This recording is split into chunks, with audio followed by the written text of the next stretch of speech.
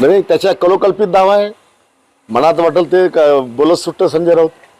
100 दिवस तुरुंगामध्ये काही सुचत नव्हतं म्हणून हे असले उद्योग त्यांना सुचलेत.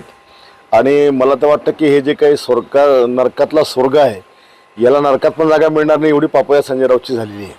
आणि त्याच्यामुळे ओटसूट काही पण दावे त्या ठिकाणी करून राहिलेला आहे. याला या घटनाक्रमाशी काही संबंध नाही.